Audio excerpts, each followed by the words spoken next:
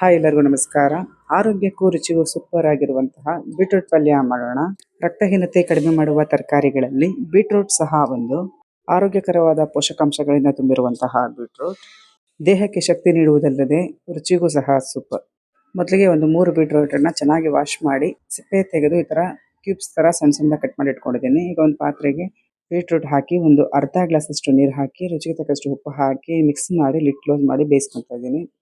ನೀರು ಜಾಸ್ತಿ ಹಾಕಿ ಬೇಯಿಸಿ ಮತ್ತೆ ಅದನ್ನ ಬಸ್ದು ವೇಸ್ಟ್ ಮಾಡಬೇಡಿ. ಅರ್ಧ ಗ್ಲಾಸ್ ಅಷ್ಟು ಮಾತ್ರ ನೀರು ಹಾಕೊಂಡು ನೀರೆಲ್ಲ ಅದರಲ್ಲೇ ಹಿಂಗೋಗ್ಬಿಡ್ಬೇಕು, ಆ ರೀತಿ ಬೇಯಿಸ್ಕೊಳ್ಳಿ. ಈಗ ಒಗ್ಗರಣೆಗೆ ಒಂದು ಪ್ಯಾನ್ ಇಟ್ಕೊಂಡಿದ್ದೀನಿ. ಅದಕ್ಕೆ 2 ಚಮಚ ಎಣ್ಣೆ, 1/4 ಚಮಚ ಸಾಸಿವೆ ಹಾಕೊಂಡಿದ್ದೀನಿ. ಸಾಸಿವೆ ಸಿಡಿದ ನಂತರ ಕಡಲೆಬೇಳೆ, ಉದ್ದಿನಬೇಳೆ, ಒಂದು 3 ಹಸಿಮೆಣಸಿನಕಾಯಿ, ಒಂದು 10 ಕರಿಬೇವಿನ ಎಲೆ ಹಾಕೊಂಡಿದ್ದೀನಿ. ಹಾಗೆ ಒಂದು ಸಣ್ಣಗೆ ಹೆಚ್ಚಿದಂತಹ ಈರುಳ್ಳಿ ಹಾಕೊಂಡು ಚೆನ್ನಾಗಿ ಫ್ರೈ ಮಾಡ್ಕೊತಾ ಇದ್ದೀನಿ. ಇಷ್ಟ ಆದರೆ ಸಾಕು.